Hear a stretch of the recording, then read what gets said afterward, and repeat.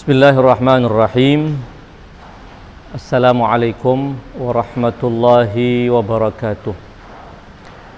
Alhamdulillahi rabbil alamin. Wabihi nasta'in. Wa sallallahu ala khairi khalqihi ajma'in, Muhammadin wa alihi at-tayyibin at-tahirin. Allahumma salli ala Muhammadin wa ali Muhammad. Ikhwani wa akhwati al-mu'minin wal mu'minat, alhamdulillah pada malam hari ini kita bisa melanjutkan kajian kita untuk memperdalam atau paling tidak untuk mengenal hal-hal penting yang menjadi perhatian agama, yang tentunya harus juga menjadi perhatian kita semua. Pada malam hari ini kita akan berbicara tentang kisah Nabi Allah Musa bersama seorang hamba yang Allah sebutkan dengan sebutan sebagai hamba yang telah Allah berikan ilmu.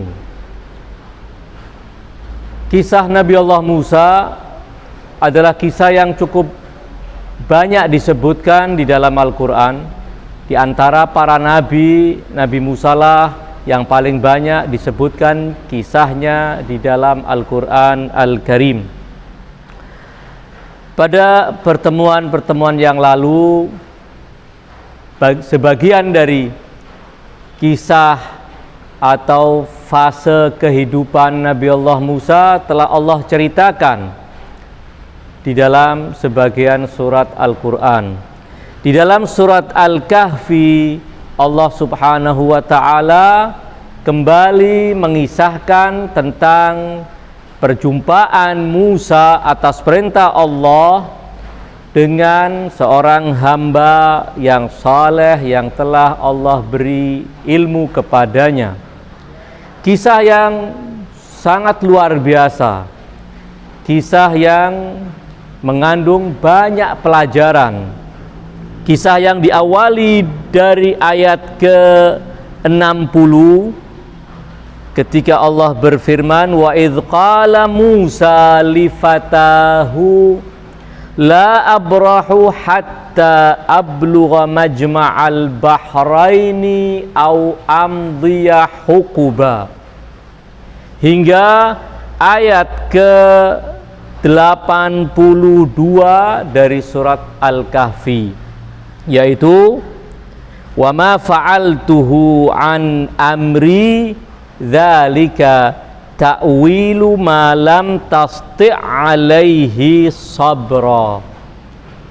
Serangkaian ayat ini bercerita tentang bagaimana Allah Subhanahu wa ta'ala memerintahkan Musa untuk menemui hamba saleh. Tentu tidak semua bagian dari kisah yang panjang ini yang akan menjadi topik pembicaraan kita pada malam hari ini. Karena dari cerita ini para ulama telah menyimpulkan banyak sekali kesimpulan-kesimpulan yang sangat luar biasa tentang berbagai masalah yang menjadi penting untuk diperhatikan oleh setiap manusia mukmin. Salah satu contoh saja ketika terkait dengan ayat bahwa bagaimana Musa berkata kepada seorang hamba saleh tersebut, yang dalam riwayat-riwayat disebutkan bahwa hamba itu adalah Khidir. Hamba itu adalah Khidir. Ketika fawajada abdan min ibadina atainahu rahmatan min indina wa 'allamnahu min ladunna ilma. Setelah berjumpa dengan hamba yang Allah sifati dengan dua sifat. Pertama, Allah mensifatinya atainahu rahmatan min indina, kami telah berikan kepadanya rahmat dari sisi kami. Kedua, wa 'allamnahu min ladunna ilma, dan kami ajarkan dari sisi kami kepadanya ilman, sebuah ilmu yang sangat luar biasa nilainya. Setelah itu diceritakan, qala lahu Musa hal attabi'uka ala an tu'allimani mimma 'ullimta rusyda. Musa berkata kepadanya, hal attabi'uka, apakah boleh bagiku untuk mengikutimu, ala an tu'allimani, agar engkau mengajarkan kepadaku, mimma 'ullimta rusyda, secuil dari ilmu yang engkau telah diajarkan. Potongan ayat ini saja para ulama menyimpulkan lebih dari 20 kesimpulan yang terkait dengan etika seorang penuntut ilmu terhadap guru dan pembimbingnya. Lalu bagaimana dengan ayat-ayat berikutnya? Ada satu catatan yang juga penting untuk kita perhatikan, walaupun ini di luar topik kita, sekedar untuk memberikan isyarat sambil lalu, bahwa sejak awal dalam cerita Musa dan perjumpaannya dengan hamba yang telah Allah berikan rahmat dan ilmu kepadanya, ada kerahasiaan yang sangat luar biasa. Kerahasiaan terkait dengan siapa hamba itu. Allah tidak menyebutkan namanya, hanya menyebutkan kriteria dan sifat mulia yang dimilikinya, yaitu atainahu rahmatan min indina wa 'allamnahu min ladunna ilma. Terkait dengan tempat di mana Musa harus berjumpa dengan orang ini, Allah juga merahasiakan. Hanya diberikan tanda-tanda, apabila tanda itu terwujud, maka disitulah engkau akan menemui hambaku yang soleh tersebut. Semuanya serba rahasia, ya. Semuanya serba sekret. Ini juga sebuah pelajaran besar yang bisa diambil terkait dengan apa yang semestinya dilakukan oleh orang-orang yang ingin melakukan proyek-proyek besar. Dan ini insya Allah dalam kajian yang akan datang mungkin akan kita singgung. Ala ayyi hal, untuk menyingkat waktu, setelah perjumpaan dengan Khidir dan Musa memohon agar Khidir mengizinkan dan berkenan memberikan ilmunya, sebagian dari ilmunya tentunya, wa 'allamna ala an tu'allimani mimma 'ullimta rusyda. Khidir berkata kepadanya, qala innaka lan tastati'a ma'iya sabra. Engkau wahai Musa, perhatikan bagaimana antusias Musa yang begitu luar biasa. Pertama, agar bisa berjumpa dengan hamba tersebut. Itu kita temukan di awal ayat, wa idz qala Musa li fatahu, dan ingat wahai Muhammad, ketika Musa berkata kepada anak mudanya, muridnya yang kelak menjadi pelanjut kepemimpinan Musa, wasi Musa, Yusha ibn Nun. Musa berkata, la abrahu hatta ablugha majma'al bahrain au amdiya hukuba. Saya tidak akan berhenti berjalan, saya tetap akan terus melakukan perjalanan ini sampai aku bertemu dengan sebuah tempat yang namanya Majma'al Bahrain, tempat perjumpaan dua laut. Atau kalau sampai tempat itu juga telah aku temukan dan belum berjumpa dengan hamba yang Allah janjikan aku akan berjumpa dengannya, yang Allah janjikan agar aku berjumpa dengannya? Musa mengatakan, au amdiya hukuba, aku akan terus lakukan perjalanan sampai ketemu dengan hamba soleh tersebut. Menunjukkan bahwa bagaimana Musa begitu bersemangat untuk berjumpa dengan hamba yang misterius dalam tanda kutip, yang dirahasiakan jati dirinya oleh Allah Subhanahu wa ta'ala. Dan setelah berjumpa, Musa memohon izin dengan penuh sopan santun. Musa Nabi Ulul Azmi, dengan penuh sopan santun di hadapan hamba yang dia bukan seorang nabi, dan jati dirinya pun dirahasiakan, namun punya kedudukan yang sangat-sangat istimewa, sehingga Allah perintahkan Musa sebagai kalimullah, sebagai Nabi Ulul Azmi, untuk berguru kepadanya. Kalau kita bisa istilahkan hamba saleh yang Allah sebutkan dalam surat Al-Kahfi, yang Musa memohon agar ia berguru kepadanya, dia adalah sosok jelmaan takdir Allah yang terkadang sulit kita fahami. Dia mengajarkan kepada kita tentang takdir, dan sekali lagi ini juga perlu mendapatkan uraian yang detail tentangnya. Namun sekali lagi, bahwa tema kita bukan terfokus kepada tema tersebut. Alaihal, setelah perjumpaan dengan Khidir, Musa memohon. Khidir mengatakan, kamu tidak mungkin bisa bersabar kamu mengikuti aku, karena engkau tidak memiliki pengetahuan tentang apa-apa yang sedang terjadi di alam nyata ini. Kamu hanya memahami apa yang kamu bisa saksikan dengan matamu, yang kamu dengar dengan telingamu. Namun di balik itu semua, kamu tidak memiliki ilmunya. Karena kamu pasti akan melakukan protes-protes terhadap apa yang nanti akan saya lakukan. Namun Musa kemudian mengatakan bahwa satajiduni insyaallah sabiran wala a'si laka amra. Musa berkata, engkau akan mendapatiku insya Allah orang yang sabar, dan aku tidak akan menentang perintahmu sekalipun.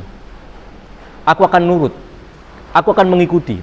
Setelah itu Khidir mensyaratkan, qal fa inittaba'tani fala tas'alni an syai'in hatta uhditsa laka minhu dzikra. Kalau kamu mengikuti aku, maka syarat utamanya, jangan sekali-kali engkau bertanya tentang apapun yang akan terjadi dalam perjumpaan kita, dalam perjalanan kita ini. Perjalanan yang tidak terlalu panjang, namun pasti akan syarat dengan peristiwa-peristiwa besar. Kamu jangan pernah bertanya tentang apapun yang akan aku lakukan sebelum nanti aku ceritakan apa sebenarnya di balik peristiwa itu. Karena sesuatu yang ada di balik peristiwa itu semuanya adalah baik. Namun karena keterbatasan pandangan manusia, seringkali menganggap hal yang baik itu adalah buruk. Lalu kemudian dia protes kepada Tuhan. Dan ini adalah ajaran Islam, ingin menekankan bahwa jangan pernah melakukan protes tentang sesuatu yang kamu tidak mengetahui hakikat perkaranya. Yakinlah bahwa ada kebaikan di setiap ketentuan Allah Subhanahu wa ta'ala. Ada kebaikan dan keindahan di balik semua yang terjadi. Ini kira-kira pesan yang bisa kita tangkap. Maka kemudian fantalaqa hatta raqiba fis safinah. Mulai perjalanan dilanjutkan. Naiklah mereka ke dalam sebuah kapal milik orang-orang yang miskin, para nelayan yang kemudian menampung Musa dan Khidir untuk berlayar bersama mereka. Ketika naik kapal, Khidir merusak bagian tertentu dari kapal itu.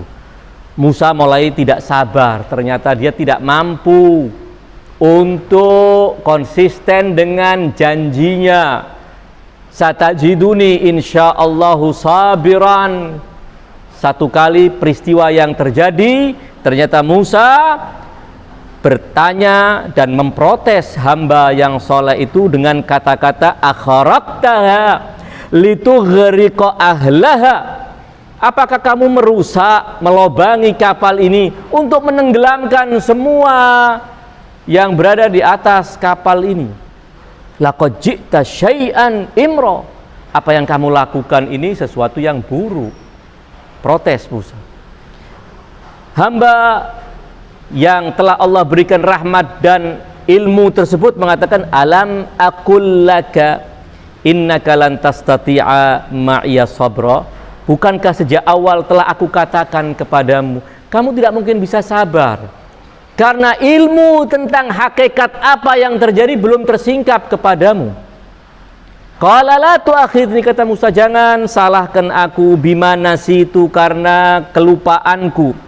Wala turhikni min amri usra, jangan bebankan sesuatu yang berat kepadaku.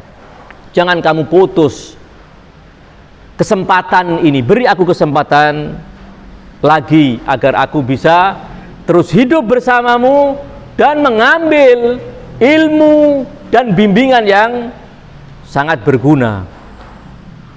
Fantalaqa, maka melanjutkan perjalanan setelah turun dari kapal, melanjutkan perjalanan hatta laqiya ghulaman faqatalahu.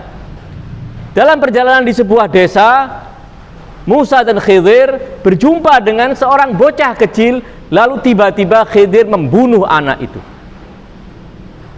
Membunuh anak ini. Sebuah tindakan yang dalam pandangan zahir mata kita adalah sebuah kejahatan, membunuh jiwa yang tidak bersalah.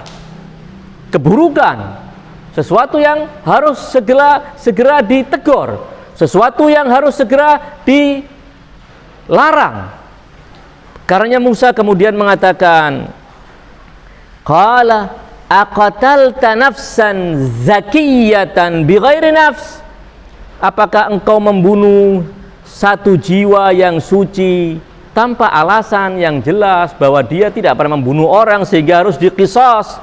Laqad ji'ta syai'an nukra. Kamu benar-benar telah mendatangkan, telah melakukan sesuatu yang mungkar. Sekali lagi, hamba istimewa itu hanya berkata kepada Musa, qala alam aqul lak. Dia berkata, tidakkah aku telah berkata kepadamu, innaka lan tastati'a ma'iya sabra. Kamu tidak mungkin bisa sabar hidup bersamaku. Tidak mungkin bisa sabar menyikapi tindakanku karena kamu tidak memahami apa di balik yang aku lakukan. Qal Musa kemudian masih meminta kesempatan lagi, namun Musa mengatakan ini kesempatan terakhir. Kalau saya ternyata melanggar janji saya sendiri untuk bersabar dan tidak memprotes apa yang kamu lakukan, sehingga nanti kamu sendiri akan menceritakan kenapa hal itu engkau lakukan. Kalau ini saya langgar lagi, maka saya berhak untuk kamu putus sebagai murid, untuk kamu putus saya sebagai santrimu. Qala in sa'altuka an syai'in ba'daha fala tusahibni. Jika aku bertanya lagi kepadamu tentang sesuatu apapun setelah ini, fala tusahibni, kamu tidak usah berteman lagi denganku, tidak apa-apa. Memang aku tidak layak berarti untuk berteman denganmu dan mengambil ilmu dan bimbingan darimu. Qad balagta min ladunni udhra. Kamu telah memberikan udhur karena kesalahan pertama, kesalahan kedua ini. Kalau kesalahan ketiga juga saya lakukan, maka kalau engkau memutus persahabatan ini, itu sesuatu yang tidak akan disalahkan. Sayalah justru yang salah karena saya telah melanggar untuk yang ketiga kali. Fantalaqo. Maka mereka berdua berjalan setelah meninggalkan desa di mana Khidir membunuh seorang anak kecil tidak berdosa itu, berangkat melanjutkan perjalanan ke desa lain. Fantalaqa hatta ataya ahla qaryatin istat'ama ahlaha. Sampai ke sebuah desa, mereka tidak membawa bekal, mereka kelaparan, meminta agar ada di antara penduduk desa itu yang sudi menerima Musa dan Khidir menjadi tamu. Namun tidak ada satupun dari penduduk desa itu yang membukakan pintunya. Tidak ada yang bersedia untuk menerima Khidir dan Musa. Sebuah sikap yang benar-benar buruk. Bagaimana seorang pelancong, seorang ibnu sabil, seorang asing yang membutuhkan untuk dijamu, untuk paling tidak ditampung di rumahnya sebagai tamu, mereka tolak. Sekali lagi, ini sikap yang benar-benar tidak baik dari penduduk desa itu. Menyaksikan perilaku penduduk desa yang begitu tidak santun, namun Khidir ternyata melakukan sesuatu yang di luar dugaan. Maka fawajada fiha jidaran yuridu an yanqadda fa'aqama. Khidir dan Musa menemukan ada sebuah bangunan yang temboknya hampir roboh. Maka Khidir kemudian aqamahu, membangun kembali, memperbaiki tembok yang sudah hampir roboh tersebut, tanpa minta upah, tanpa diperintah oleh siapapun. Khidir melakukan sebuah amal kebaikan, sementara penduduk desa tidak ada yang berbuat kebaikan sekecil apapun kepadanya. Sebuah pembalasan kebaikan yang sangat luar biasa oleh Khidir. Karenanya kemudian Musa bertanya, qala lau syi'ta lattakhadta alaihi ajra. Kalau kamu mau, mestinya kamu minta upah atas pekerjaan membangun tembok yang hampir roboh ini, agar kita bisa memanfaatkan upah yang kamu dapat. Tidak semestinya kamu melakukan kebaikan cuma-cuma, sementara penduduk desa ini adalah orang-orang yang pelit, orang-orang yang tidak santun, tidak mau menerima kita sebagai tamu mereka. Setelah protes yang ketiga, Khidir berkata kepada Musa, qala hadza firaqu baini wa bainik. Selesai sudah. Ternyata gagal untuk yang ketiga kali. Musa gagal untuk yang ketiga kali, dan Khidir memutuskan bahwa persahabatan akan segera diakhiri. Namun sebelum diakhiri, Khidir menjelaskan apa rahasia di balik apa yang ia lakukan. Merusak kapal, membunuh anak kecil, dan membangun tembok di kampung atau di desa yang penduduknya semua durhaka, yang penduduknya semua tidak ada yang santun. Ini yang akan dijelaskan oleh Khidir. Dan untuk menyingkat waktu, saya akan batasi hanya pada takwil atau penjelasan Khidir terkait dengan tindakannya yang ketiga.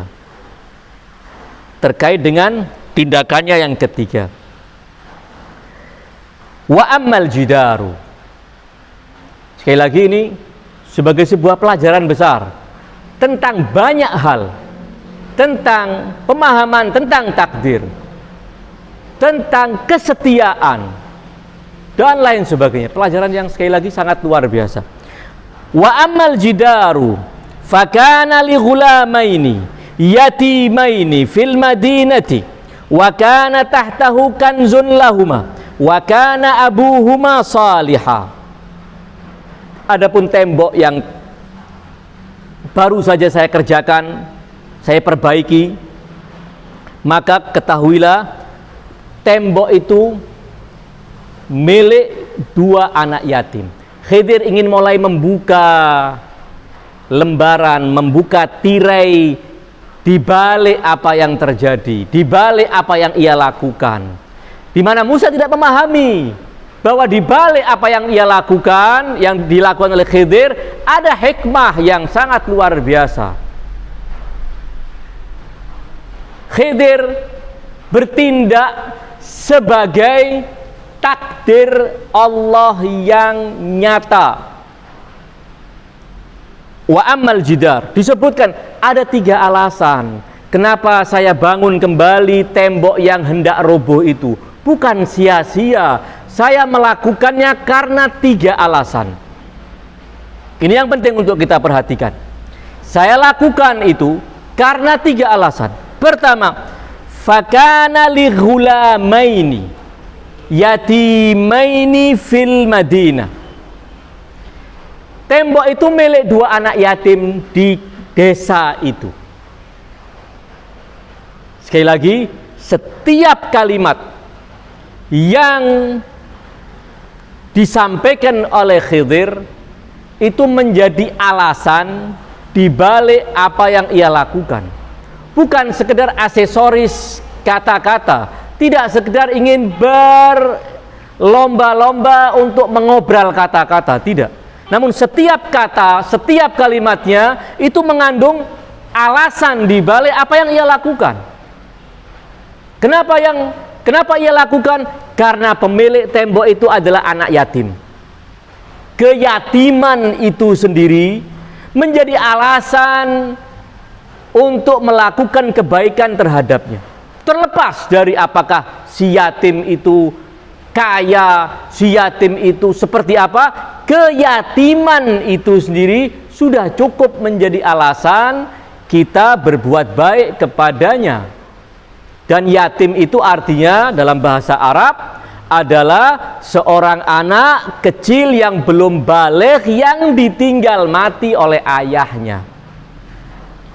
Adapun seorang yang ditinggal mati ayahnya setelah dia usia 30 tahun tidak disebut yatim. Anak kecil yang usia 5 tahun katakan ditinggal mati oleh ayahnya, dia yatim. Setelah dia berusia balik, status yatim itu gugur darinya. Jangan yatim seumur hidup. Kita tidak akan jadi yatim seumur hidup, ya. Dan tidak ada istilah yatim piatu dalam Islam. Yatim itu untuk manusia adalah yang ditinggal mati ayahnya. Namun untuk binatang yang ditinggal mati ibunya. Karena biasanya ayah tidak akan ngurusi anak-anak binatang itu, ibunya yang akan ngurusi secara total. Alaihal, alasan pertama Khidir melakukan karena tembok itu li ghulamaini yatimaini fil Madinah. Alasan kedua, wa kana tahtahu kanzun lahuma. Dan di bawah tembok yang hendak roboh itu ada harta peninggalan milik mereka berdua. Kalau tidak dibetulkan, harta ini, peninggalan ini akan bisa jadi hilang, diambil orang karena terbongkar. Jadi alasan kedua karena di bawahnya ada kanzun, harta. Dan sekali lagi tidak mesti berupa materi.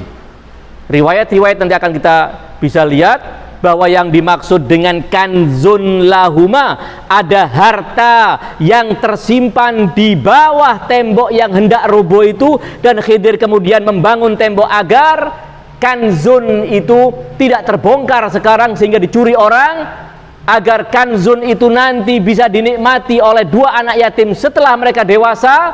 Ternyata hanya prasasti yang di dalamnya ada kalimat-kalimat hikmah yang sangat penting untuk kebahagiaan 2 anak yatim tersebut. Tidak ada urusan dengan harta emas, perak, permata yang dia simpan di bawah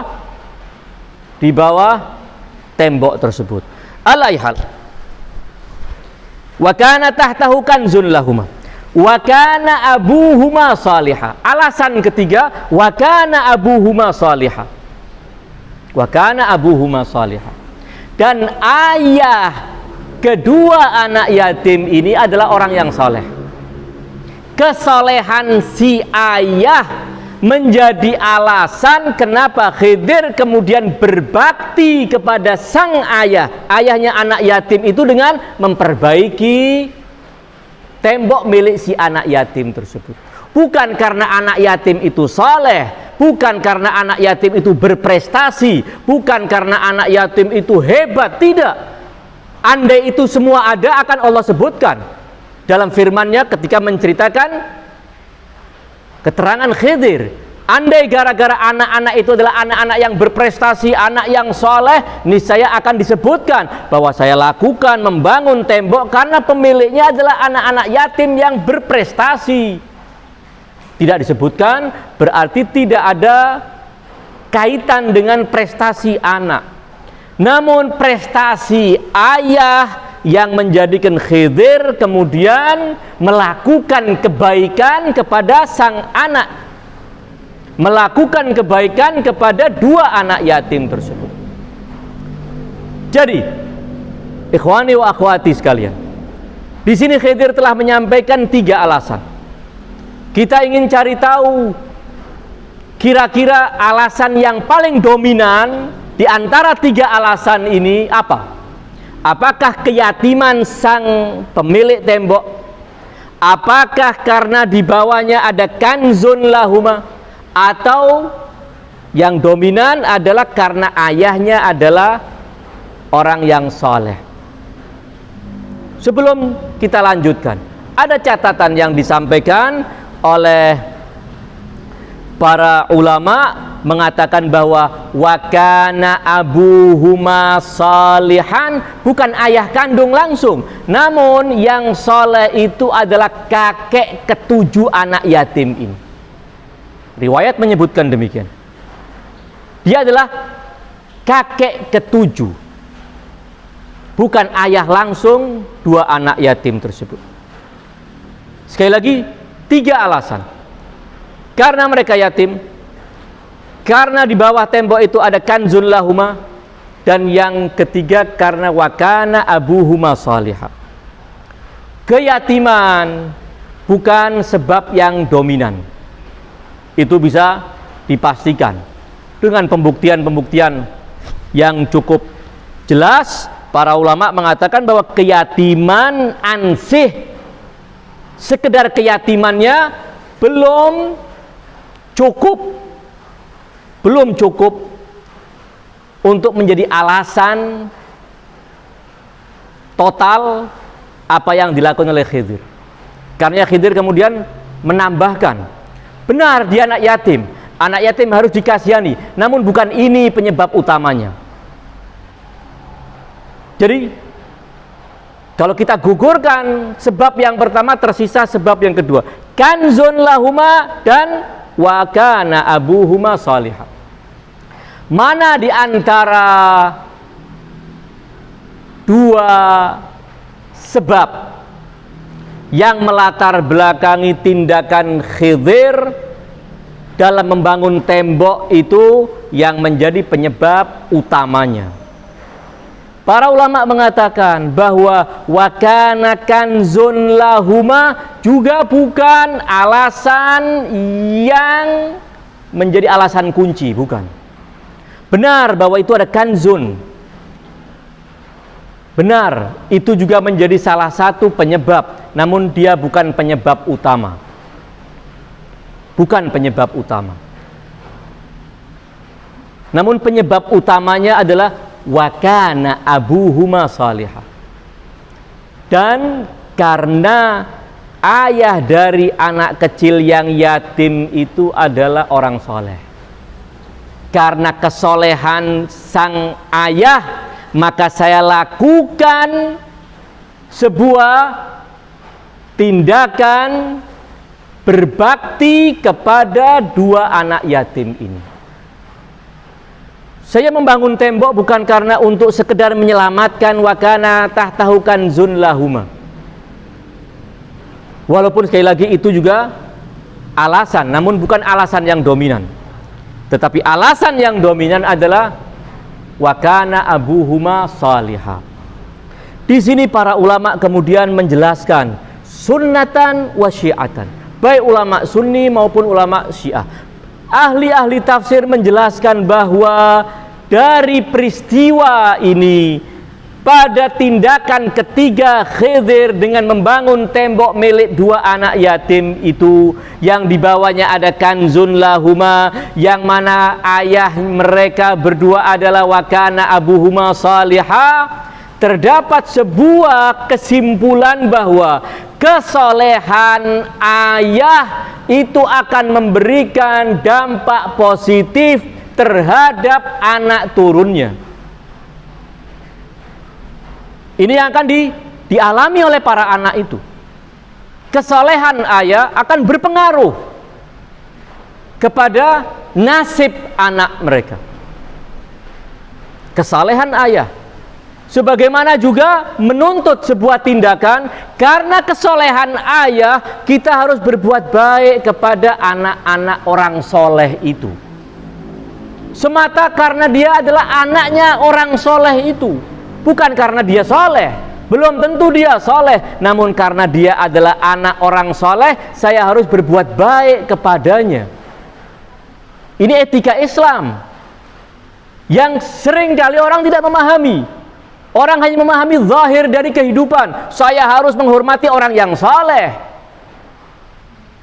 karena kesolehan dia maka saya muliakan. Islam mengatakan dari cerita ini bahwa tidak cuman itu. Kalau engkau melakukan penghormatan, melakukan tindak kebaikan kepada orang karena kesolehan, berarti kamu baru memahami zahiran minal hayatid dunya.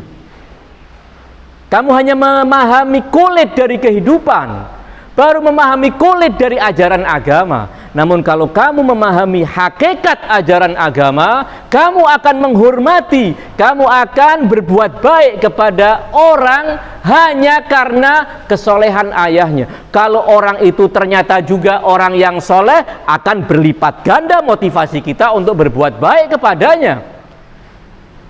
Ini yang difahami oleh para ulama. Saya akan bacakan keterangan Al-Allamah Tabatabai rahmatullah alaih di dalam Tafsirul Mizan ketika menjelaskan ayat tersebut. Wa fil ayati dalalatun ala anna salahal insan rubbama warisa auladahu asaran jamilan. Dari ayat ini, di dalam ayat ini terdapat petunjuk bahwa kesolehan seorang itu kuat kemungkinan, sangat logis untuk memberikan pengaruh positif kepada anak-anaknya. Wa aqaba fihimus sa'adata wal khair, dan akan memberikan kesudahan, kebahagiaan dan kebaikan kepada anak-anaknya. Fahadhil ayatu fi janibil khair nadhiratu qawlihi ta'ala wal yakhshal ladzina law taraku min ba'dihim dzurriyyatan dhi'afan khafu 'alaihim. Ayat ini dari sisi tersebut, karena ayat ini memiliki sisi yang sangat banyak, masing-masing cabang dari sisi itu memberikan makna dan pelajaran besar. Namun Allamah Tabatabai ingin memfokuskan dari sisi ini. Ayat ini mirip dengan ayat lain di dalam surat An-Nisa ayat ke-9, wal yakhshal ladzina law taraku min ba'dihim dzurriyyatan dhi'afan khafu 'alaihim. Hendaknya kalian takut, jangan berbuat jelek, jangan berbuat jahat. Karena apa? Karena apabila engkau berbuat jahat, dampak negatifnya akan terus bisa diwarisi oleh turun-temurunmu. Karena kamu harus berbuat baik sekarang. Tidak cuma kamu berbuat baik demi dirimu, namun juga demi nasib anak turunmu nanti. Karena kebaikan dan kesolehan ayah akan berdampak kepada kebaikan dan kesolehan anak turunnya. Ini kesimpulan yang dijelaskan oleh Al-Allamah At-Tabatabai di dalam tafsir Al-Mizan. Dari sini kita bisa memahami bahwa di dalam ayat ini kita telah diajarkan untuk memahami hakikat dari kehidupan ini, untuk kita jalankan dalam pola kehidupan ini, bahwa ada yang namanya hal jazaul ihsani illal ihsan, dan tidaklah balasan yang layak kita berikan atas kebaikan orang kecuali kebaikan pula. Kebaikan yang dilakukan oleh orang itu tidak mesti kepada kita. Boleh jadi dia berbuat baik untuk dirinya, berbuat baik untuk orang lain, namun karena dia telah melakukan al-ihsan, maka kita harus membalas dengan kebaikan pula. Karena kebaikan harus dibalas dengan kebaikan. Alaihal, kembali kepada tema inti yang menjadi agenda pertemuan kita pada malam hari ini, bahwa kita di dalam Islam semua mazhab bersepakat. Mazhab ahli sunnah, para ulamanya telah bersepakat. Mazhab syiah, para ulamanya telah bersepakat. Bahkan Wahabi sekalipun melalui tokoh-tokohnya Ibn Baz dan lain sebagainya mengatakan bahwa ada sebuah prinsip dalam Islam berdasarkan bukti-bukti tekstual yang nyata, ayat-ayat Al-Quran, riwayat-riwayat yang bisa dipertanggungjawabkan kesahihannya, mengatakan bahwa ada pakem dalam Islam bahwa kita berkewajiban mencintai ahlu bait Nabi dan keturunan mereka. Ini bukan pendapat oknum-oknum dari ulama mazhab A atau mazhab B. Ini adalah kesepakatan. Menjadi sepakat. Para ulama Syiah telah menjelaskan, salah satunya yang ingin saya bacakan adalah apa yang disebutkan oleh Al-Allamah Al-Miqdad As-Sayuri, seorang tokoh ulama besar di zamannya, wafat tahun 826 Hijrah, dalam kitab akidah yang beliau tulis, kitab ilmu kalam yang beliau susun, Al-Lawami'ul Ilahiyah fil Mabahithil Kalamiyah, pada halaman ke-413. Pada halaman tersebut beliau menulis demikian, faidatun, ada faidah, hal penting yang manfaat untuk kita ketahui. Apa beliau menuliskan? Yajibu ta'zimudz dzurriyyatin nabawiyyatil alawiyyati wa mawaddatuhum. Wajib, bukan sekedar anjuran. Tidak cuman anjuran dan baik apabila dilakukan dan tidak apa-apa apabila ditinggalkan, tidak, yajib. Dan bahasa yajib dalam bahasa istilah agama adalah sesuatu yang harus dilakukan dan tidak boleh ditinggalkan. Yajibu ta'zimudz dzurriyyatin nabawiyyatil alawiyyah wa mawaddatum. Wajib mengagungkan dzurriyyah nabawiyyah alawiyah, anak keturunan Rasulullah melalui Ali bin Abi Thalib alaihissalam. Wa mawaddatum, wajib mencintai. Liqaulihi, karena dasar ayat ini, bukan karena sesuatu yang lain. Sesuatu yang lain hanyalah pendukung. Namun ayat ini, liqaulihi ta'ala, qul la as'alukum alaihi ajran illal mawaddata fil qurba. Katakan wahai Muhammad, ini bukan kehendakmu, ini kehendak Allah. Kamu hanya penyampai, sampaikan. Qul, ini untuk menepis dugaan-dugaan bahwa ini adalah kemauan Nabi Muhammad untuk mengistimewakan keluarga dan anak cucunya. Tidak, katakan qul la as'alukum alaihi ajran, aku tidak meminta upah apapun dari kalian, illal mawaddata fil qurba, kecuali kecintaan kalian kepada kerabatku. yang disebutkan adalah redaksi al-qurba. Qurba adalah kedekatan kekerabatan dari sisi nasab, bukan kedekatan karena satu ideologi, sehingga ada yang namanya qurba ideologi. Tidak ada. Yang ada adalah qurba dalam ayat ini, maksud saya keturunan dan keluarga dekat Rasulullah Shallallahu Alaihi Wasallam. Tentu terkait dengan ayat ini banyak sekali pembahasan yang bisa diutarakan.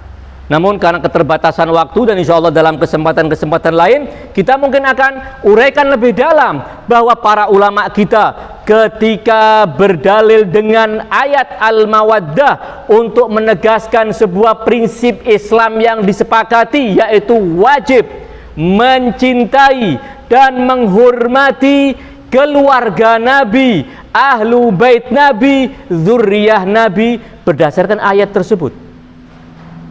Jadi ayat ini adalah ayat yang juga menjadi dasar dari pakem tersebut. Di antaranya selain Al-Miqdad As-Sayuri adalah Al-Allamah Al-Hilli yang juga menjadi marja besar di zamannya, tokoh sentral Syiah, kalau istilah sekarang Al-Marja'ul A'la di zamannya. Dia mengatakan bahwa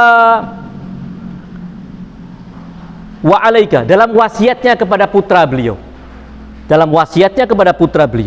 wa alaika bisilatiz dzurriyyatil alawiyah, hendaknya engkau wahai putraku selalu menyambung kebaikan kepada zurriyah alawiyah. Fa innallaha ta'ala qad akkadal wasiyata fihim wa ja'ala mawaddatahum ajrar risalati wal irsyad. Karena kenapa kamu harus mengagungkan, kamu harus berbuat baik kepada mereka?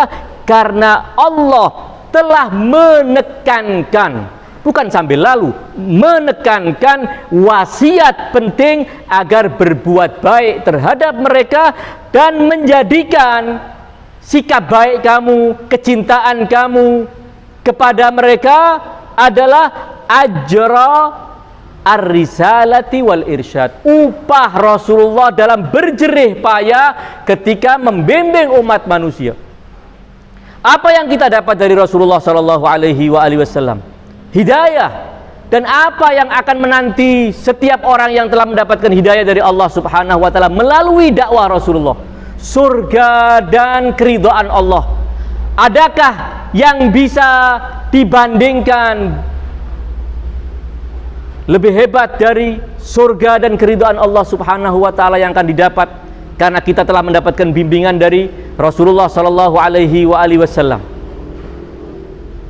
Karenanya apa yang bisa kita lakukan kepada Rasulullah sallallahu alaihi wasallam yang telah berbuat ihsan dan puncak ihsan kepada kita, selain kita membalas dengan kebaikan kepada beliau dan kita wujudkan kebaikan kita kepada beliau dengan mencintai keluarganya, dengan mengagungkan dan memuliakan keluarganya. Al-Allamah As-Sayyid Adil Al-Alawi dalam kitab khusus yang beliau tulis, Al-Ma'mul fi Takrimi Dzurriyyatir Rasul, dalam kitab ini beliau menjelaskan banyak hal yang menjadi latar belakang, yang memotivasi kita, yang akan mendorong kita untuk menegakkan prinsip Islam tersebut. Karena prinsip Islam itu mungkin boleh jadi berat, boleh jadi belum terfahami dengan baik, boleh jadi juga belum difahami apa yang bisa memunculkan dorongan semangat untuk menegakkannya. Karena beliau menjelaskan bahwa di antara alasan kenapa kita harus mengagungkan anak cucu Rasulullah Shallallahu Alaihi Wasallam, karena sebuah prinsip yang semua sepakat bahwa menghormati anak itu adalah penghormatan kepada ayah si anak ini. Ketika kita menghormati seorang anak, pada hakikatnya kita menghormati ayahnya. Sebagaimana ketika kita menghinakan seorang anak, itu sama saja kita menghinakan ayahnya. Ketika kita melecehkan anaknya, sama artinya kita melecehkan bapaknya. Berangkat dari prinsip yang ini, tentu bahwa mengagungkan dzurriyyah Rasulullah sallallahu alaihi wasallam sesuatu yang tidak perlu diragukan. Selama itu dibangun di atas motivasi, kesadaran kita. Kenapa kita melakukan yang demikian? Karena kita ingin mengagungkan ayahnya. Perlakuan kita, contoh saja, perlakuan kita kepada anak tetangga kita yang nakal akan berbeda dengan perlakuan anak nakal dari orang kampung sebelah yang kita tidak kenal ayahnya, yang ayahnya tidak pernah berbuat baik kepada kita maupun kepada masyarakat sekeliling. Kita akan memperlakukan anak ini walaupun nakal, beda perlakuan kita dengan perlakuan anak orang yang tidak kita kenal, orang jauh, bahkan yang tidak pernah berbuat baik sedikit pun. Jadi kembali kepada prinsip itu, memuliakan mereka adalah memuliakan Rasulullah Shallallahu Alaihi Wasallam. Apa bentuk-bentuk pemuliaan itu? Riwayat-riwayat menyebutkan, saya tidak ingin merinci riwayat-riwayat itu. Di antaranya adalah apa? Menyambut ketika mereka datang. Rasulullah mengatakan, kalau ada seorang dari keturunanku datang ke sebuah majelis, sambutlah dengan kamu berdiri menyambut dia. Bukan karena dia kita berdiri untuk menyambutnya, namun karena Rasulullah Shallallahu Alaihi Wasallam. Dan wujud-wujud perlakuan, pemuliaan dan pengagungan, dan ini sama sekali tidak ada yang namanya perbudakan, spiritual, menghinakan diri, tidak ada. Selama kita sadar bahwa ini demi Rasulullah Shallallahu Alaihi Wasallam, maka kita tentu akan terdorong dengan begitu semangat untuk melakukan prinsip tersebut. Kemudian ada prinsip lain yang juga harus menjadi dasar agar kita bisa melakukan apa yang menjadi perintah dalam ayat Al-Mawaddah, kulla as'alukum alaihi ajran illal mawaddata fil qurba, dan riwayat-riwayat lain yang menganjurkan untuk berbuat kebaikan dan mentakzim. Di antaranya adalah bahwa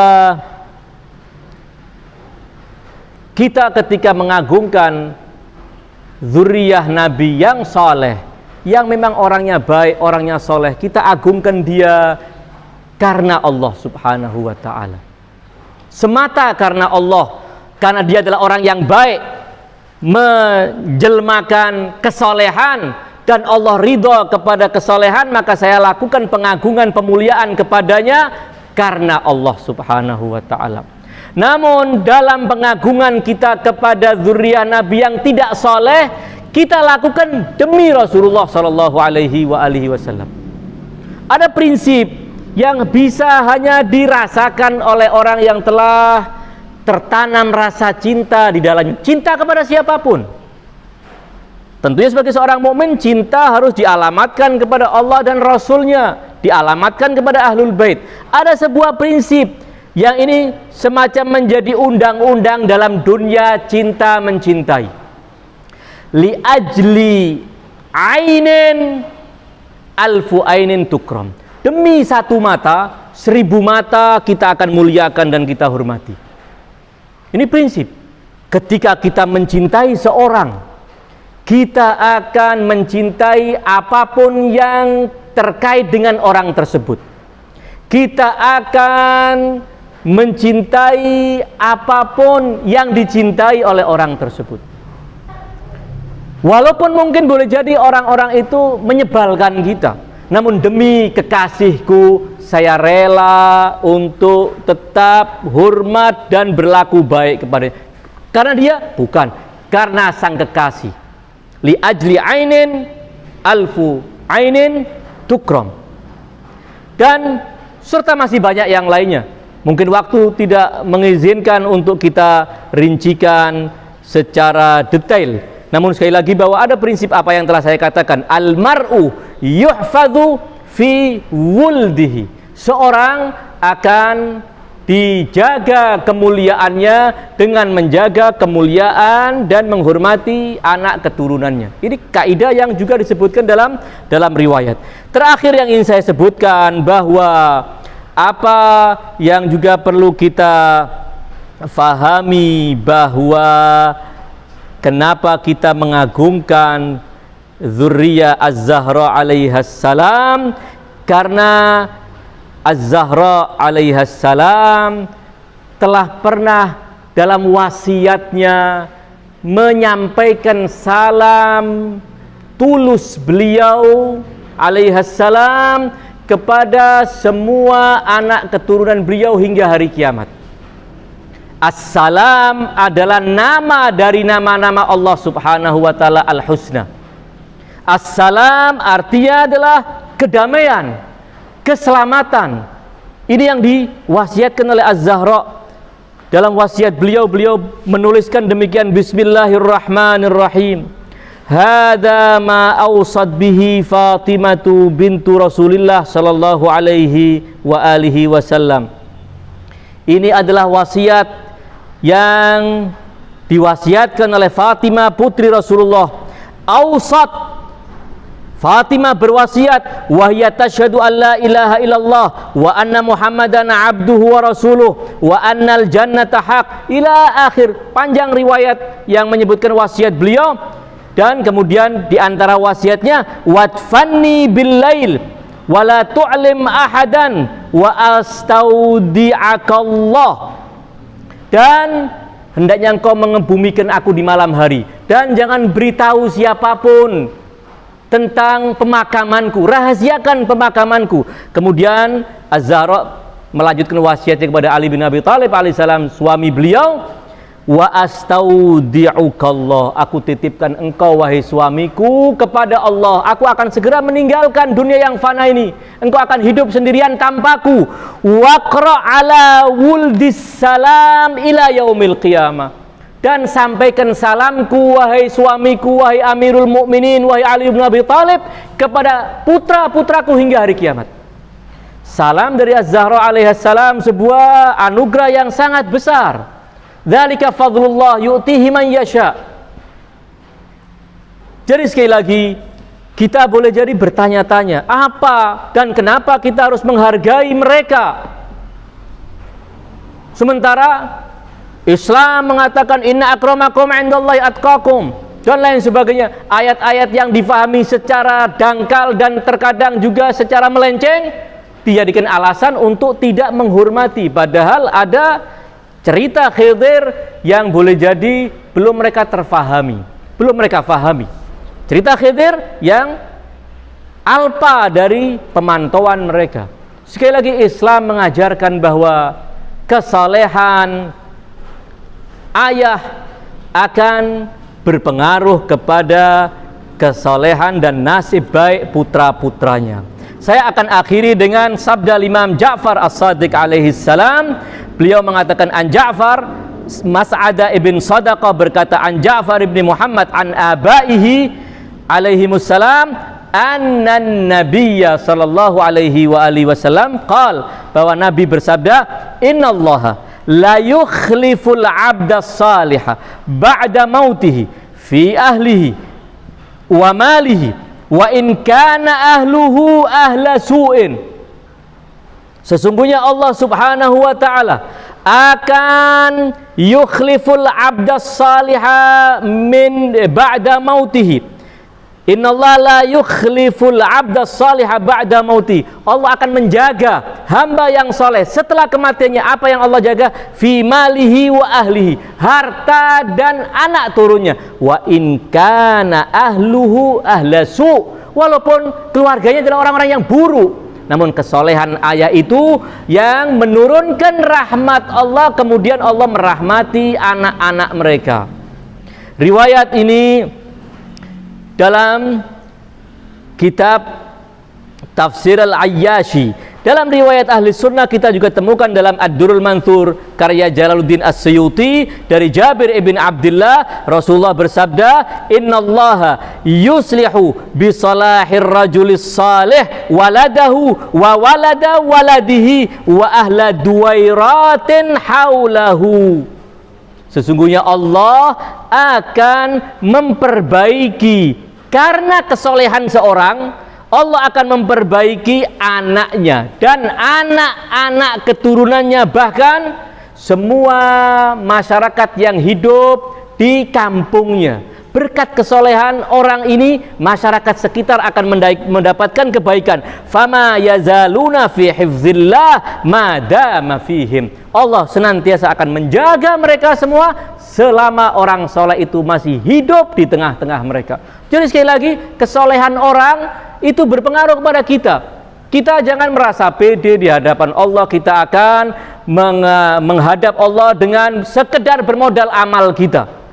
Tidak butuh kepada doa orang, tidak butuh kepada kiriman pahala dari orang. Demikian juga dalam bersikap kepada orang. Jangan semata kita melihat apa yang sedang kita saksikan dari orang tersebut, namun lihat apa kebaikan orang tuanya, kebaikan keluarganya. Itu juga harus menjadi motivasi. Kecuali kalau kita telah kehilangan nilai adab dalam kehidupan ini. Mudah-mudahan keterangan ini bisa bermanfaat bagi diri saya dan bagi semua ikhwan dan akhwat, baik yang hadir di tempat pengajian ini maupun yang menyaksikan tayangan ini. Wassallallahu ala khairi khalqihi ajma'in, Muhammadin wa alihi at-tayyibin at-tahirin, wa ghafarallahu lana wa lakum, amin. Wassalamualaikum warahmatullahi wabarakatuh.